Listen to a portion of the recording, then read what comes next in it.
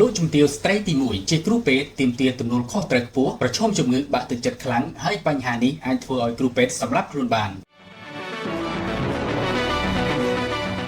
លោកជំទាវបណ្ឌិតពេជ្រច័ន្ទមនីហ៊ុនម៉ាណែតប្រធានកិត្តិយសនៃមូលនិធិគុណធបុប្ផាកម្ពុជាមើលឃើញថាមូលហេតុដែលមន្ទីរពេទ្យគុណធបុប្ផាអាចសង្គ្រោះជីវិតទារកនិងកុមារកម្ពុជារាប់សែននាក់ក្នុងមួយឆ្នាំនិងទទួលបានការយកចិត្តទុកដាក់ពីឪពុកម្ដាយកុមារគឺព្រោះតែឆន្ទៈនិងទំនួលខុសត្រូវដ៏ធំធេងរបស់ក្រុមគ្រូពេទ្យលោកជំទាវអះអាងថាធ្លាប់បានប្រាប់សមាជិកក្រុមគ្រូពេទ្យសម្ដេចតេជោគីដាថាអាជីពជាគ្រូពេទ្យប្រឈមនឹងការកើតជំងឺបាក់ទឹកចិត្តខ្លាំងលោកជំទាវបានកំណត់សម្គាល់ឃើញថាជំងឺបាក់ទឹកចិត្តខ្លាំងនេះគឺអាចធ្វើឲ្យគ្រូពេទ្យចង់សម្លាប់ខ្លួននៅក្នុងពិធីបើកយុទ្ធនាការ 10000 រៀល 10000 នាក់នាព្រឹកថ្ងៃទី 1 ខែមិថុនាលោកជំទាវពេជ្រច័ន្ទមនីថ្លែងដូចនេះឲ្យតែឃើញសមាជិកសមាជិការបស់ពេទ្យធីតានាងខ្ញុំតែងតែប្រាប់ថាអូនឯងចាប់ជំនាញគ្រូពេទ្យនឹងគឺ stress ធ្វើពេទ្យអ្នកសប្បាយរីករាយគេមិនដែលចូលមកជម្រាបសួរពេទ្យទេមានតែអ្នកកាត់ទុកឈឺត្អូញត្អែយំបានចូលពេទ្យដូច្នេះអ្នកដែលធ្វើការនៅក្នុងជំនាញពេទ្យទាំងអស់គឺជួបរាល់ថ្ងៃជាមួយនឹងអ្នកដែលមានជំងឺទុក្ខសោកយំនេះគេហៅថាធ្វើគ្រូពេទ្យ stress ណាស់ពេល stress ហើយក៏ដឹងថាទៅណា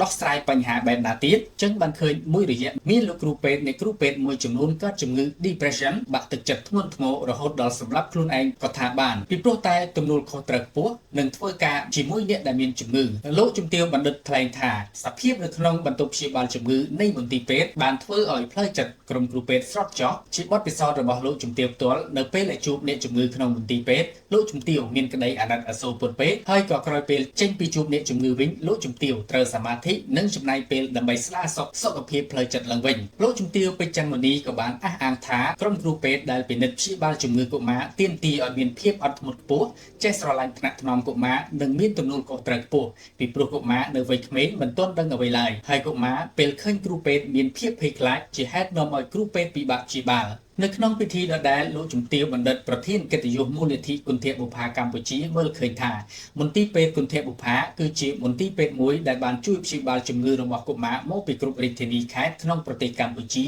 ព្រោះនៅមានកូនចៅឈឺមានជំងឺធ្ងន់ស្រាលឪពុកម្ដាយជីដូនជីតាដែលរស់នៅតាមបណ្ដាខេត្តបានបញ្ជូនកូនចៅខ្លួនមកព្យាបាលនៅមន្ទីរពេទ្យគុណធបុប្ផាភ្លាមលោកជំទាវបន្ថែមថាមន្ទីរពេទ្យគុណធបុប្ផាបានបំពេញតួនាទីយ៉ាងសំខាន់ក្នុងការជួយសម្រួលក្តីព្រួយបារម្ភភាពតក់ស្លុតរបស់ម្ដាយឪពុកចំពោះសុខទុក្ខរបស់កូនខ្លួនជាមួយគ្នាលោកជំទាវពេជ្រច័ន្ទមនីបានអរគុណក្រុមគ្រូពេទ្យដែលបានជួយព្យាបាលជំងឺកុមារដែលកើតជំងឺកាយសាហាវមិនគិតយកថ្ងៃដែលនេះលោកជំទាវចាត់ទុកថាជាបេសកកម្មដណ្ដើមជីវិតកុមារពីមាត់មាច់រីកតាំងតែពីមន្ទីរពេទ្យគុណធបុប្ផាចាប់ផ្ដើមដំណើរការឡើងវិញនៅឆ្នាំ1992មន្ទីរពេទ្យនេះបានទទួលការពិនិត្យនិងព្យាបាលនៅផ្នែកពិគ្រោះជំងឺក្រៅកុមារនិងស្ត្រីមានផ្ទៃពោះចំនួនប្រមាណ23លានករណីបានទទួលកុមារមកសម្រាប់ព្យាបាលធ្ងន់ធ្ងរប្រមាណ2.8 លាននាក់និងសម្រាប់កូនស្ត្រីមានផ្ទៃពោះចំនួនប្រមាណ410,000នាក់មន្ទីរពេទ្យគុណធបុប្ផាទាំងនៅភ្នំពេញនិងខេត្តសៀមរាបត្រូវចំណាយថវិកាជាង$120,000ក្នុងមួយថ្ងៃឬក៏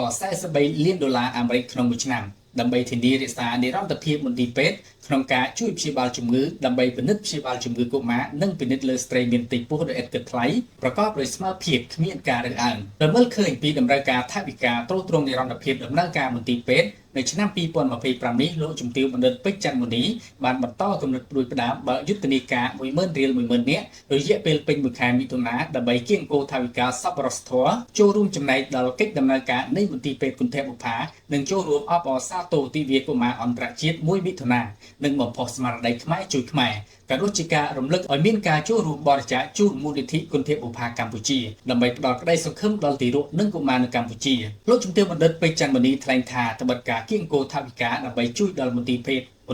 គុណធបុប្ផាដាក់ឈ្មោះថាជាយុទ្ធនាការ 10000 រៀល 10000 នាក់ក៏ពិតមែនប៉ុន្តែសប្បុរសជនក៏អាចបរិច្ចាគថវិកាលើសពី 10000 រៀលបានដែរ